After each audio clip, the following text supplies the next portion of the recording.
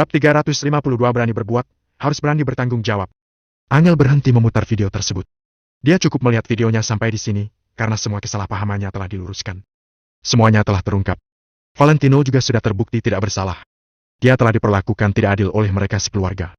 Suasana di ruang keluarga menjadi sunyi, tidak ada seorang pun yang membuka suara, hanya terdengar suara Jenny yang menangis terseduh-seduh sambil terduduk di lantai. Bu, sebelumnya ibu mengatakan kalau Valentino tidak mengkhawatirkan Jenny. Saat Jenny pulang terlambat, Valentino tidak mau pergi mencarinya. Apa sekarang ibu masih akan berkata seperti itu? Angel berdiri di depan sofa dan menatap Mary lekat-lekat. Mary hanya terdiam sambil mengulurkan tangannya untuk menyeka sudut matanya. Ada ekspresi malu yang tergambar jelas di wajahnya. Angel, ibu sudah melakukan kesalahan. Mary adalah orang yang tegas dan keras kepala, tapi saat ini, dia benar-benar menyesal dan mengakui kesalahannya dengan tulus. Tidak mudah untuk membuat Mary yang mempunyai sifat seperti itu mau benar-benar mengakui kesalahannya dengan tulus. Angel menengok lagi dan menatap ke arah David. Ayah, kemarin Jenny mengusir Valentino, padahal Valentino sedang terluka dan wajahnya terlihat sangat pucat, tapi ayah malah menuduh kalau dia hanya berpura-pura sakit untuk menarik simpati kita. Pada saat ini, Angel hanya ingin menanyai mereka semua. Dia ingin membuat mereka menyadari kesalahan yang telah mereka perbuat. Angel, sebelum menyelesaikan perkataannya, David tiba-tiba mengangkat telapak tangannya, lalu menampar wajahnya sendiri dengan keras. Pelak! 1 kali. Pelak! 2 kali. Pelak! 3 kali. David menampar wajahnya sendiri 3 kali berturut-turut sekuat tenaganya hingga menciptakan suara tamparan yang begitu nyaring. Setelah itu, David menghela napas panjang dan menundukkan kepalanya tanpa mengatakan apa-apa lagi. Saat ini, Mary dan David terlihat seperti anak SD yang sedang dimarahi gurunya karena telah melakukan kesalahan. Mereka berdua hanya menundukkan kepala tanpa berani mengucapkan sepatah kata pun. Tatapan Angel beralih ke Jenny yang masih terduduk di lantai sambil menangis terseduh-seduh. Angel ingin mengatakan sesuatu, tapi pada akhirnya dia mengurungkan niatnya. Bagaimanapun juga, Angel adalah keluarganya, mana mungkin dia tega memarahinya. Terlebih lagi, Angel tahu kalau Jenny tidak punya niat buruk, hanya saja, sifatnya memang sangat ceroboh. Sedangkan alasan mengapa Jenny selalu sinis kepada Valentino, itu karena sejak awal keluarga mereka memang mempunyai kesan yang sangat buruk terhadap Valentino. Bahkan Angel sendiri saja waktu itu juga tidak menyukai Valentino. Namun, sekarang Valentino telah membuktikan dirinya. Kak, aku menyesal, aku benar-benar menyesal. Aku merasa bersalah kepadamu dan kakak ipar. Jenny yang masih terduduk di lantai mengangkat kepalanya, menatap ke arah Angel, lalu berkata dengan sungguh-sungguh. Wajahnya dipenuhi dengan penyesalan. Bedak, maskara, lip gloss yang dia pakai sampai luntur karena air matanya yang sejak tadi tidak berhenti mengalir. Saat ini, dia bagaikan seekor anak kucing yang baru tercebur. Dia terlihat sangat menyedihkan dan tidak berdaya. Angel merasa tidak tega melihat Jenny seperti ini. Akan tetapi, Angel tahu kalau Jenny memang harus mempertanggungjawabkan kesalahannya. Hal ini adalah proses pendewasaan diri yang harus Jenny lalui. Karena biar bagaimanapun dia memang bersalah. Berani berbuat, harus berani bertanggung jawab. Semua ini harus ditanggung oleh Jenny sendiri. Angel perlahan-lahan berjongkok di hadapan Jenny, kemudian memegang kedua bahu adiknya itu sambil bertanya. Apa yang akan kamu lakukan sekarang? Aku ingin memintanya untuk kembali. Aku ingin meminta maaf kepadanya. Aku ingin dia tetap menjadi kakak iparku. Jawab Jenny tanpa ragu sedikit pun, nada bicaranya juga sangat tegas dan sungguh-sungguh. Kali ini, Mary tidak lagi menghentikannya. Baiklah. Angel mengangguk ringan. Kak, tolong bantu aku. Temannya aku menemuinya dan bantu aku membujuknya untuk kembali ke rumah ini, ya? Ujar Jenny dengan cepat. Jenny, bukannya aku tidak mau membantumu, tapi masalah ini terjadi karena kesalahanmu sendiri, jadi kamu sendirilah yang harus menyelesaikannya. Kamu harus pergi menemui Valentino sendiri. Minta maaflah kepadanya. Ujar Angel sambil menatap Jenny lekat-lekat. Baiklah. Begitu mendengar perkataan Angel, Jenny langsung berdiri dan berjalan ke arah pintu dengan mantap. Jenny sama sekali tidak memedulikan riasan wajahnya yang sudah tidak karuan. Saat ini, dia sudah tidak sabar untuk segera bertemu dengan Valentino dan meminta maaf dengan tulus kepadanya. Namun, ketika Jenny baru berjalan 2 langkah, tiba-tiba dia berhenti dan menengok ke arah Angel yang saat ini masih berjongkok di lantai. Kak, kamu tidak pergi menemuinya? Tanya Jenny dengan suara yang sedikit serak. Tidak. Jawab Angel sambil berdiri perlahan-lahan. Kemarin dia bilang, dia bisa mengabaikan pendapat semua orang terhadap dirinya, karena yang penting baginya hanyalah pendapatku.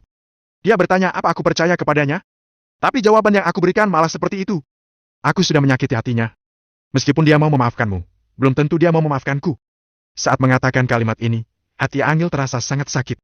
Setelah itu, dia langsung berbalik badan dan berjalan menuju ke kamarnya. Angel tahu, perkataan dari seseorang yang kita pedulikan begitu berarti bagi kita. Valentino sangat memedulikan Angel. Meskipun semua orang di dunia ini tidak mempercayainya ataupun mengkhianatinya, Valentino bisa mengabaikan itu. Karena Valentino tidak memedulikan mereka. Namun, hal ini tidak berlaku untuk Angel. Angel adalah istri Valentino, istri yang sangat dia cintai. Seharusnya, ketika semua orang tidak mempercayainya, Angel akan tetap berada di sisinya dan menemaninya untuk menghadapi mereka semua. Sayangnya, Angel malah membuat pilihan seperti itu.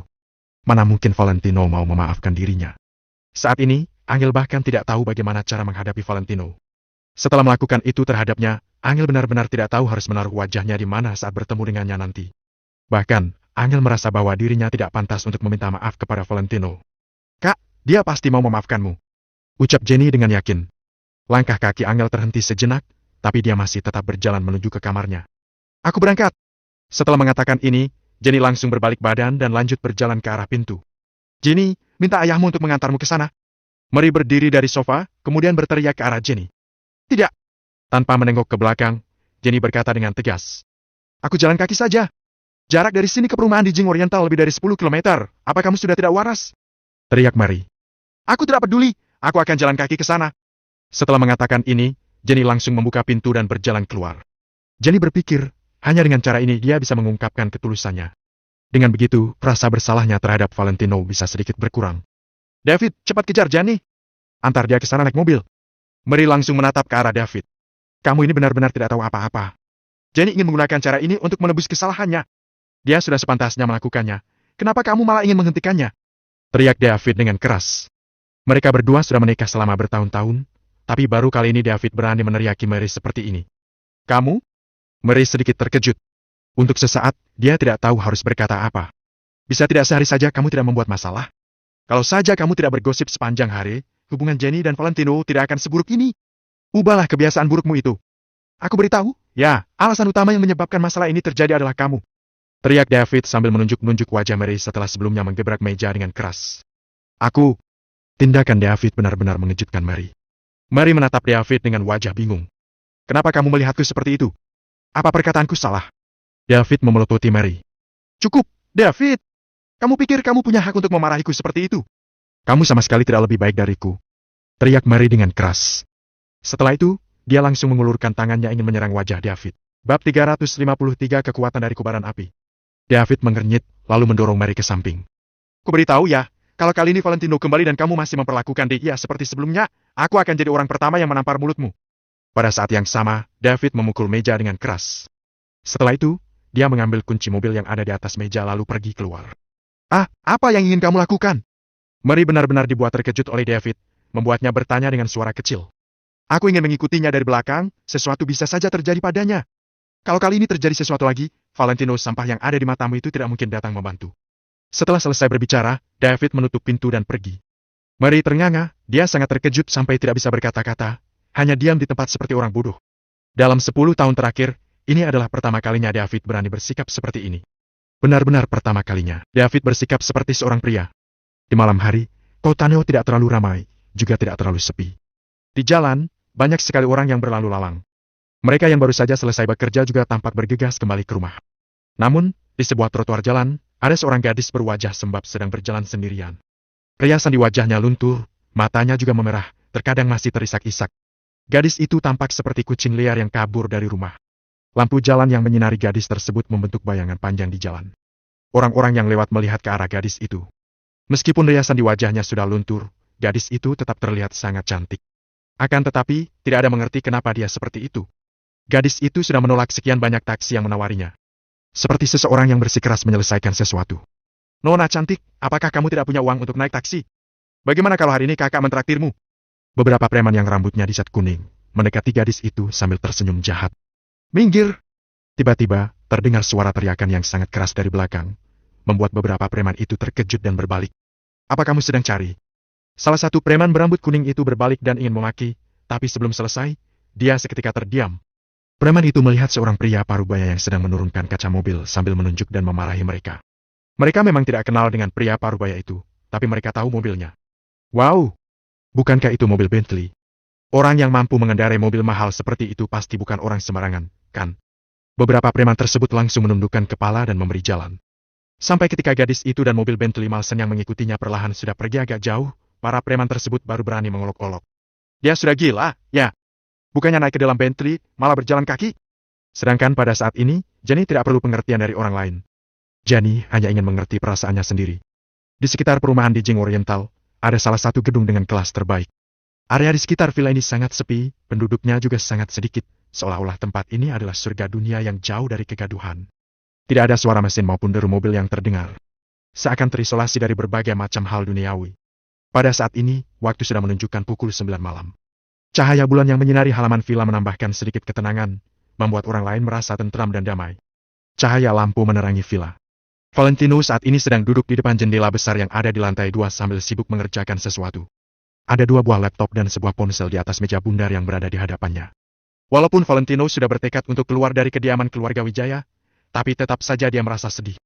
Karena bagaimanapun, itu merupakan tempat tinggal Valentino selama 3 tahun. Valentino sama sekali bukan orang yang tidak berperasaan. Valentino memang keras dalam melawan musuh, tapi dia memiliki hati yang lembut untuk orang-orang di sekitarnya. Kalau bukan karena Valentino orang yang sangat bermoral, maka Danu, bahkan orang-orang dari kelompoknya Hendrik juga tidak akan berusaha mati-matian untuk mengikutinya. Jadi, Valentino sebenarnya sedang menunggu Mary dan yang lainnya memberi dia kesempatan untuk menjelaskan. Dia juga tidak ingin meninggalkan keluarga Kusuma. Hari-hari bersama keluarga Kusuma memang tidak selalu menyenangkan, tapi tetap saja jauh lebih baik jika dibandingkan dengan bersama keluarga Wijaya. Terlalu banyak pertengkaran yang terjadi di dalam keluarga Wijaya.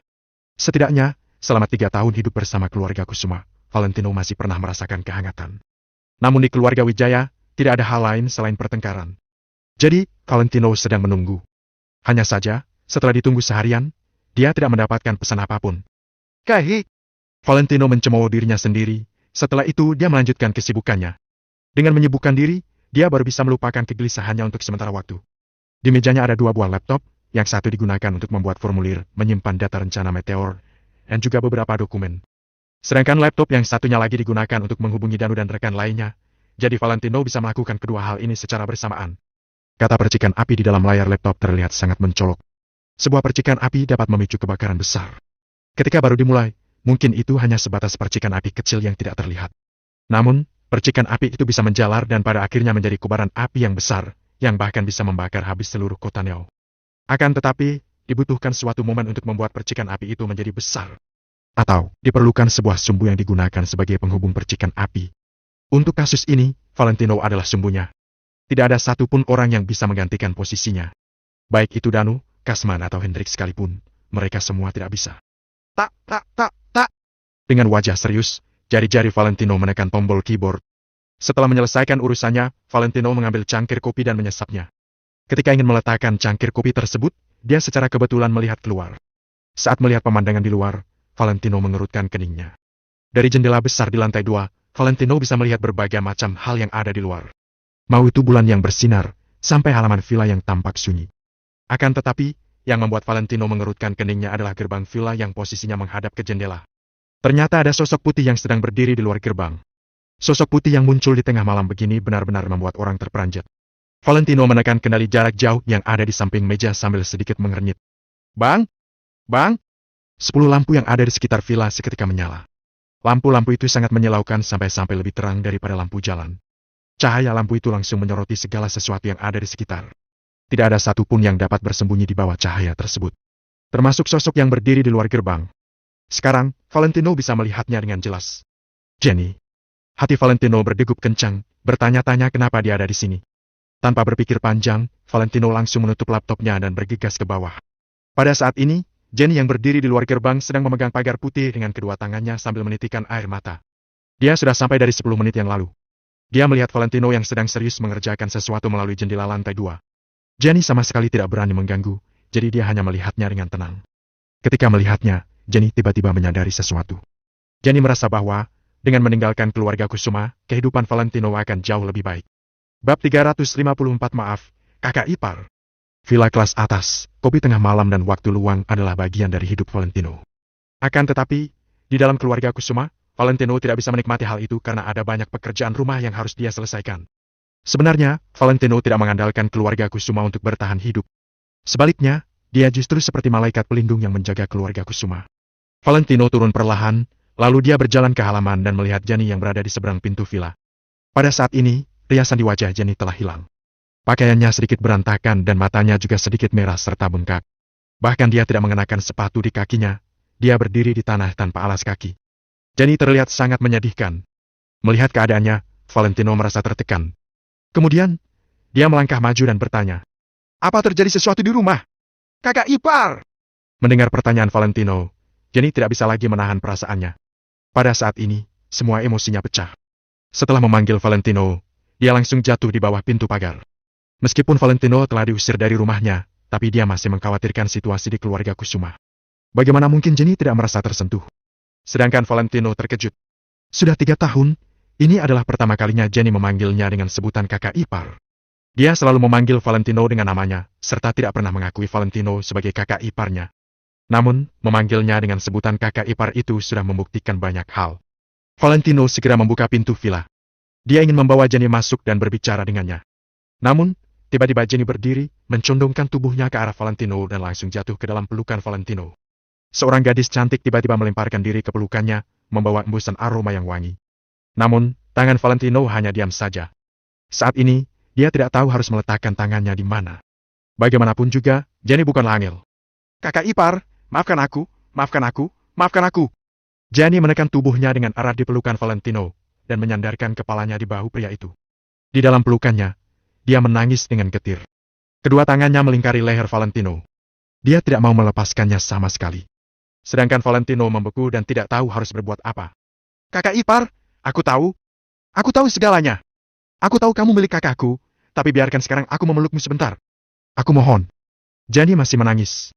Valentino terdiam sejenak, lalu dia mengangguk dan berkata, "Ya." Kemudian, dengan perlahan Valentino mengulurkan telapak tangannya dan menepuk punggung Jenny dengan lembut. Tidak jauh dari villa, David menghela napas lega saat melihat Valentino dan Jenny. Meskipun sebelumnya dia sudah menduga bahwa Valentino pasti akan memaafkan mereka. Namun saat ini, ketika dia benar-benar melihat Valentino telah memaafkan Jenny, dia masih merasa sedikit tersentuh. Valentino sangat baik terhadap keluarganya. Setelah David melihat semuanya dari kejauhan, dia berbalik dan langsung pergi. David yang telah menjadi pecundang selama lebih dari 10 tahun, tampaknya telah belajar banyak hal dari Valentino. Di villa. Setelah Jenny tenang, dengan perlahan Valentino melepaskan Jenny. Lalu, dia menutup pintu dan membawa Jenny masuk ke dalam rumah. Saat Jenny baru saja mengambil 2 langkah, tiba-tiba dia tersentak. Kenapa? Tanya Valentino dan langsung menoleh padanya. Tidak apa-apa. Jenny segera melambaikan tangannya. Baiklah, ayo masuk dulu dan bicara di dalam. Valentino membawa Jenny ke ruang tamu. Bagaimana kamu bisa masuk? Tanya Valentino dengan ragu-ragu. Area villa di perumahan di Jing Oriental ini adalah tempat pribadi, tidak ada yang bisa memasukinya sama sekali. Satpam yang bertugas hari ini adalah orang yang sebelumnya kami datangi. Jenny berdiri di atas karpet tanpa alas kaki dan menjelaskan dengan suara rendah. Valentino mengangguk. Kemudian, dia berpikir sejenak dan berbalik ke kamar tidur utama di lantai pertama. Setelah itu, dia keluar dengan membawa sepasang sepatu. Ini adalah sepatu yang disiapkan oleh seseorang untuk kakakmu atas permintaanku. Apa kamu mau mencobanya dulu? Kemudian Valentino meletakkan sepasang sepatu itu di samping Jenny. Jenny melihat sepatu wanita bermerek Gucci yang berkualitas tinggi itu. Namun, saat ini Jenny tidak berani memakai sepatu itu. Dia telah berjalan lebih dari 10 km selama lebih dari 2 jam, hingga telapak kakinya sudah lama mengeluarkan darah yang sudah hampir mengering. Apa ada masalah di keluargamu? Kenapa keadaanmu seperti ini? Tanya Valentino pada Jenny, sambil menuangkan segelas air untuk Jenny sebelum dia duduk di sofa. Tidak ada masalah di rumah. Hanya saja Yurisdikasi 112 mengirimiku video tentang motor Lavela. Itu adalah video yang didapat dari kamera yang dipasang oleh Alan. Mungkin dia ingin menggunakannya untuk mengancamku.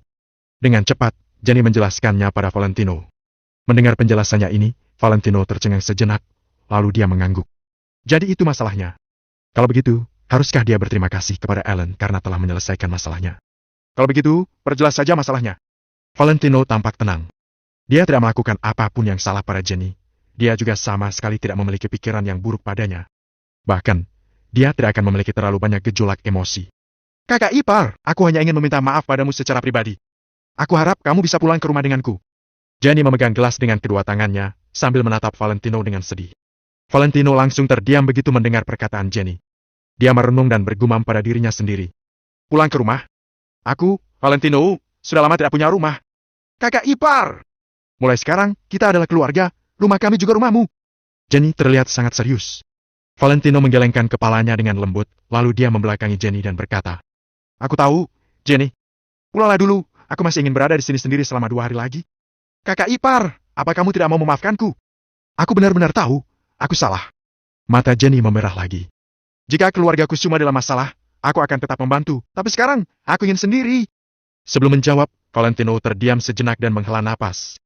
Bahkan jika dia bisa memaafkan Jenny dan yang lainnya, dia masih memiliki beberapa rasa sakit di hatinya. Bagaimanapun juga, Valentino adalah manusia, bukan mesin tanpa perasaan. Jenny tahu apa yang dipikirkan Valentino. Akhirnya dia berkata, "Kalau begitu aku akan menemanimu di sini." Jenny sendiri juga tidak tahu kenapa dia mengatakan hal ini, tetapi dia hanya ingin mengatakannya. "Jika kamu ingin kembali, aku akan meminta seseorang untuk mengantarmu nanti." Valentino menggelengkan kepalanya dengan lembut. "Tapi kakiku terluka," jawab Jenny dengan lemah sambil mengangkat kedua kaki kecilnya. Valentino menoleh dan melihat bahwa telapak kaki Jenny melepuh, serta darahnya hampir mengering. "Kamu?" Valentino terkejut. Tadi dia melihat dari kejauhan bahwa David datang ke sini menggunakan Bentley Malson. Valentino pikir, David lah yang mengantar Jenny. "Aku berjalan dari rumah ke sini. Sepatuku menyakiti kakiku, jadi aku membuangnya." Jenny menundukkan kepalanya. Suaranya terdengar sangat pelan, seperti suara nyamuk. "Kenapa?" tanya Valentino dengan heran. "Kupikir hanya dengan cara inilah aku bisa menghilangkan rasa bersalahku," jawab Jenny sambil mendongak. Valentino menatap Jenny selama beberapa saat, lalu dia menghela napas dan menggelengkan kepalanya. Dengan karakter Jenny biasanya, sepertinya akan sangat sulit melakukan hal seperti itu. "Kamu tidak perlu melakukan hal ini." Valentino menggelengkan kepalanya dengan lembut dan menghampirinya sambil membawa kotak obat. Dia berjungkuk di samping Jenny, dengan lembut membantu Jenny mengoleskan obat di telapak kakinya. Bab 355 Perubahan Jenny. "Kak, biar aku saja, biar aku saja." Jenny merasa sungkan untuk membiarkan Valentino melakukan hal semacam ini. "Duduklah, jangan bergerak," Valentino mengatakannya dengan suara yang dalam. "Oh." Jenny menganggukkan kepalanya dengan sungguh-sungguh, membiarkan Valentino mengusapkan obat untuknya. Melihat wajah Valentino yang serius dan penuh hati-hati membuat Jenny sekali lagi merasa iri. Iri terhadap Angel. Sebelumnya, Jenny merasa kalau Valentino tidak pantas untuk Angel. Akan tetapi sekarang, dari lubuk hati Jenny yang terdalam, dia turut berbahagia untuk Angel sekaligus iri dengannya. Kalau bukan karena Tino yang berada di sisinya sekarang, Jenny takut kalau dia akan memiliki perasaan yang berbeda terhadap Valentino. Untungnya Tino juga tidak buruk, pikir Jenny dalam hati. "Tidurlah sebentar di lantai bawah, masih ada beberapa hal yang harus aku urus." Setelah semuanya selesai, Valentino pun bersiap untuk naik ke lantai atas. "Kakak ipar, kakakku, dia berharap kamu bisa memaafkannya." Jenny mencoba menghentikan Valentino. Satu kaki Valentino menginjak tangga spiral, tubuhnya tiba-tiba berhenti, kemudian dia pun menjawabnya dengan lembut. "Aku tahu." Malam ini, Valentino berada di lantai atas, sedangkan Jenny berada di lantai bawah. Keduanya memikirkan banyak hal. Selain masalah rencana meteor, Valentino juga memikirkan hubungannya dengan keluarga Kusuma. Angel pasti tidak akan menyerah. Setelah 3 tahun melewati pasang surut bersama, bagaimana mungkin dia menyerah hanya karena hal sepele? Valentino juga berpikir bahwa alasan Angel tidak datang bersamanya hari ini pasti karena dia merasa malu untuk bertemu dengannya. Akan tetapi, Valentino adalah seorang pria, bagaimana bisa dia meributkan hal-hal semacam ini dengan istrinya sendiri? Kalau Angel merasa malu untuk bertemu dengannya, mengapa dia tidak berinisiatif untuk pergi menemuinya? Tentu saja Valentino sendiri yang akan pergi menemui wanita yang dia cintai. Setelah membulatkan tekadnya, Valentino pun tertidur pulas. Di tengah suasana kamar yang sunyi, pintu kamar tiba-tiba terbuka. Setelah itu, seseorang menyelinap masuk ke dalam. Di bawah sinar rembulan yang dingin, dapat terlihat kalau orang itu adalah Jenny. Jenny dengan lembut mengambil selimut yang berada di sampingnya, kemudian dia menyelimuti Valentino dengan selimut itu. Setelah itu, dia memperhatikan wajah Valentino yang tengah tertidur pulas dengan bantuan sinar rembulan. Jenny menghela napas panjang ketika mendengar suara napas Valentino yang sempurna.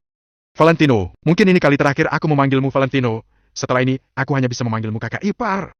Aku minta maaf soal sebelumnya, mulai sekarang kamu adalah kakak iparku, kamu adalah kakakku. Terima kasih atas semua yang telah kamu lakukan untuk keluarga kami. Mulai sekarang, siapapun yang berani mengatakan kalau kamu bukan bagian dari keluarga Kusuma, maka aku, Jenny, akan menjadi orang pertama yang tidak setuju." Jenny berbisik pelan ke arah Valentino yang tengah tertidur pulas. Sesaat setelahnya, Jenny pun melangkah keluar kamar dengan tenang. Apa yang dikatakan Angel ada benarnya, menurut Jenny. Masalah kali ini adalah bagian dari proses pendewasaan. Terlebih hal itu membuat Jenny, termasuk keluarganya mengerti makna berharga setelah mereka kehilangan. Sekembalinya Jenny ke lantai bawah, dia membaca pesan yang baru saja masuk ke ponselnya. "Jenny, bagaimana? Apakah kamu sudah menemukan bukti bahwa Valentino ingin menghancurkan keluarga kita? Bukankah tadi pagi kamu mengatakan padaku kalau saat ini kalian sedang bertengkar dengan Valentino? Apakah dia kabur dari rumah? Bagaimana kondisi saat ini? Jenny, jangan sampai kamu tertipu oleh Valentino. Sampai kapanpun, dia adalah bagian dari keluarga Wijaya. Dia sama sekali tidak memiliki hubungan darah dengan kita. Jadi, apakah kamu tega untuk menyia-nyiakan pengorbanan Kekek? Aku dan ayahku akhir-akhir ini mengalami beberapa kendala. Besok kamu pergi cari Kiara. Dia akan menjelaskan apa yang harus kamu lakukan." Banyak pesan masuk dari Robert. Akan tetapi kali ini, begitu melihat ada pesan masuk, dia dengan cepat langsung membalasnya. "Kamu boleh anggap dia bukan bagian dari keluarga kita, tetapi sampai kapanpun, dia adalah kakak iparku." Setelah membalas pesan, Jenny pun langsung memblokir kontak Robert lalu menghapusnya. Keesokan harinya, setelah Valentino bangun, dia terkejut melihat Jenny yang sibuk melakukan sesuatu di dapur. Rupanya dia sedang belajar membuat sarapan. Ini adalah pertanda kiamat. Karena melihat tingkah bodoh Jenny di dapur, Valentino pun berniat untuk membantunya. Akan tetapi, tepat ketika Valentino baru saja sampai di pintu dapur, Jenny segera mengusirnya keluar. Jenny terlihat memegang spatula di tangan kirinya, bumbu di tangan kanannya dan apron kecil di tubuhnya. "Kak, setelah aku bisa masak nanti, serahkan semua urusan dapur padaku," Jenny mengatakannya dengan sungguh-sungguh. Valentino menggelengkan kepalanya, kemudian dia kembali menunggu di ruang tamu. Valentino tak kuasa menahan tawanya ketika melihat Jenny menyajikan sarapan dengan wajah yang tersipu malu. Telur goreng gosong, susu kedelai diaduk hingga menjadi pasta kacang, makanan sampah. "Ketika sebelumnya aku melihatmu memasak, sepertinya terlihat sangat mudah. Tahu-tahu makanannya sudah jadi saja." Jenny menggaruk kepalanya dengan sedikit malu. Dia sungguh tidak menyangka kalau memasak sangatlah sulit. Valentino pun tersenyum, setelah itu dia bergegas ke dapur untuk memasak. Tak lama kemudian muncul aroma makanan yang semerbak. Begitu Jenny mengenduskan hidungnya, dia mencium aroma yang familiar. Setelah selesai memasak, Valentino langsung menelpon untuk meminta seseorang mengantar Jenny kembali ke rumah, sedangkan dia sendiri tetap tinggal di villa. Pertama, dia belum berencana untuk kembali menemui Angel. Kedua, sekarang adalah waktu yang tepat untuk menyatukan seluruh industri yang ada di kota Neo. Berada di villa yang tenang dan tidak ada siapapun yang mengganggu sudah paling pas. "Kak, apakah kamu sungguh tidak ingin kembali bersamaku?" Jenny membujuk Valentino. Setelah berpikir sejenak, Valentino pun menjawab, "Lihat nanti setelah aku selesai mengurus masalah di sini." Jenny menganggukkan kepalanya, kemudian dia melihat Valentino dengan tatapan yang serius. "Demi kamu, kakakku kemarin bertengkar dengan kami 3 kali. Dia menunggumu di rumah." Setelah selesai berbicara, Jenny pun naik ke mobil. Valentino terdiam sejenak, kemudian dia menghela napas pelan lalu kembali masuk ke dalam kamar. Pergunakan waktu hari ini untuk mengurus masalah, baru bicarakan hal itu kembali. Tidak lama setelah Jenny pergi, sebuah mobil terparkir di gerbang villa Valentino. Akan tetapi, Valentino tidak tahu tentang semua ini. Dia juga tidak perlu tahu, karena tidak semua hal harus dia lakukan sendiri. Begitu pintu mobil terbuka, turun 2 orang pegawai dari dalam mobil, itu adalah Ihsan yang kemarin. Ihsan mengonfirmasi alamat kembali, setelah itu dia bersiap untuk menekan bel pintu Valentino. Akan tetapi, tepat pada saat itu, ponselnya tiba-tiba berdering. Setelah ragu sejenak, Ihsan pun mengangkat telepon itu. Orang yang menelponnya hanya mengatakan beberapa kalimat pendek. Setelah itu langsung menutup telepon. Ihsan bahkan belum sempat menjawab, tetapi sambungan telepon sudah terputus. Seolah memberitahu Ihsan mengenai beberapa hal, tanpa ingin berdiskusi dengannya. Setelah telepon itu ditutup, Ihsan pun tersenyum masam, kemudian dia menyalakan sebatang rokok, lalu kembali ke mobil. Bab 356 Rolls-Royce Phantom. Asisten yang ada di belakang Ihsan sedikit kebingungan, dia buru-buru ikut naik ke mobil. "Apa yang terjadi, Pak Ihsan? Kita tidak menyelidiki Valentino lagi?" Tanya asisten itu dengan sedikit bingung. "Ada kendala?" Ihsan merokok dengan tak berdaya. "Meskipun kita menemukan kendala, kita tetap harus profesional, bukan?" Jawab asisten itu dengan belak-belakan. Ihsan melirik asisten itu, lalu menghela napas dan berkata, "Ini alasan kenapa kamu masih menjadi asisten setelah 3 tahun bekerja?" "Ada apa?" Tanya asisten itu dengan kebingungan. "Jangan bertanya, Valentino tidak bersalah. Lebih baik kita tidak usah mengusiknya," jawab Ihsan santai. "Tapi, ada sedikit kecurigaan terhadap Valentino terkait dengan hilangnya Ellen, kan?" Asisten itu sedikit kebingungan. "Atasan pun sudah mengatakan bahwa hilangnya keluarga Ika terkait dengan properti keluarga Ika yang dipindahkan ke tempat lain. Apalagi yang bisa kita katakan? Ada beberapa hal yang tidak perlu terlalu ditangani." Ihsan menyandarkan kepalanya di sandaran kursi. "Kita harus profesional." Asisten itu berkata dengan keras kepala. "Benar, kita memang harus bersikap profesional. Tapi, kamu harus mengerti bahwa di pangkat seperti kita, ada beberapa hal di mana kita bahkan tidak memiliki kualifikasi untuk menanganinya. Apa kamu mengerti? Sudah, jangan bicarakan lagi. Ayo jalan." Setelah selesai berbicara, Ihsan langsung menutup mulutnya.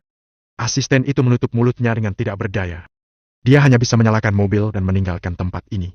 Di dalam villa, Valentino mengangkat telepon dari Cindy lagi. "Valentino, kemarin kamu bilang padaku, hari ini kamu punya waktu." Cindy berkata dengan hati-hati.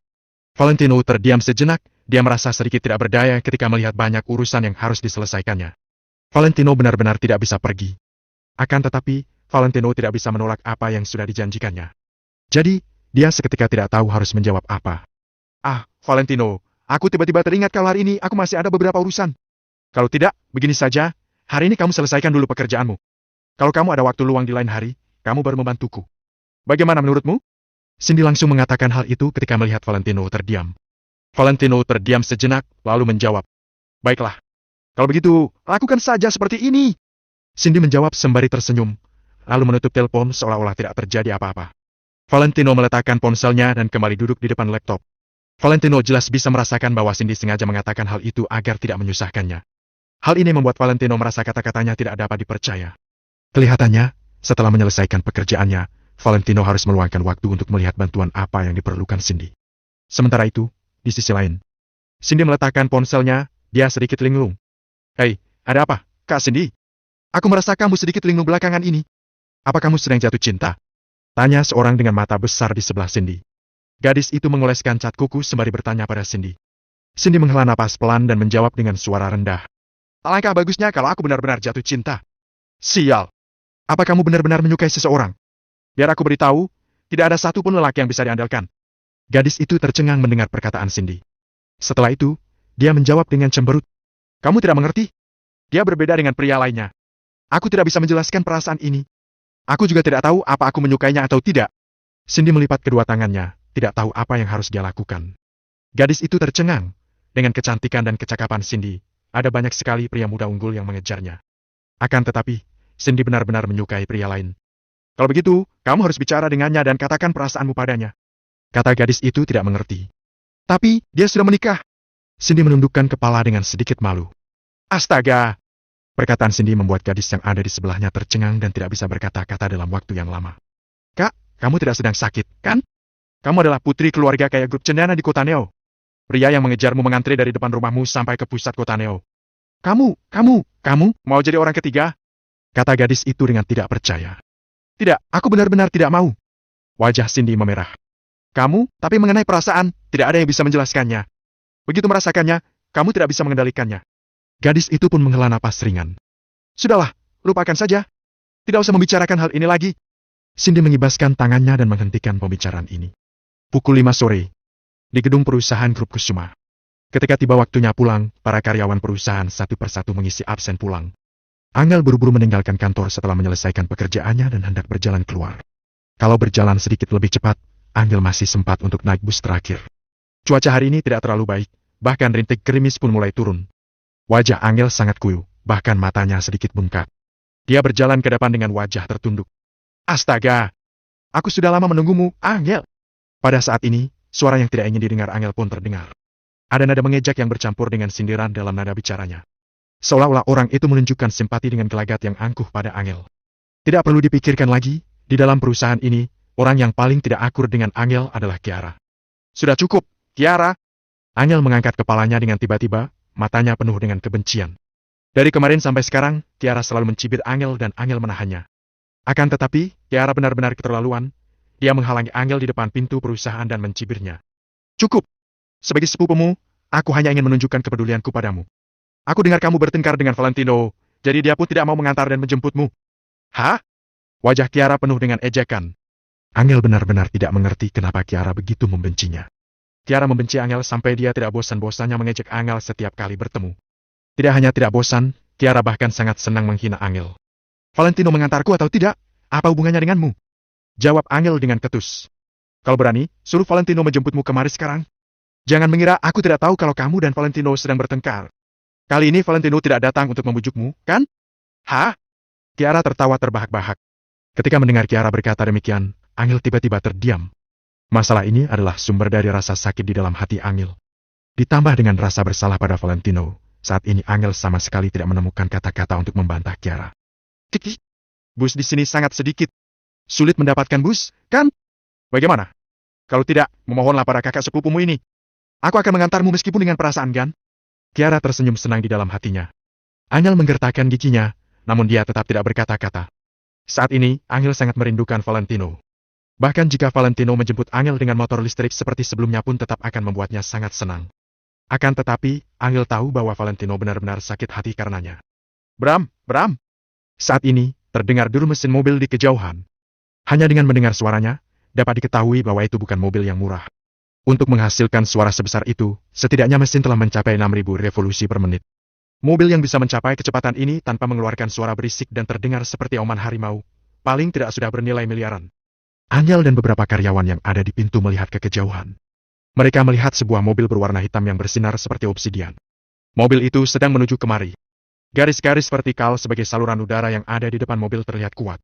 Logo orang kecil berwarna emas dengan sayap terbentang di kap mobil menunjukkan kemewahan mobil itu. Itu adalah mobil Rolls-Royce Phantom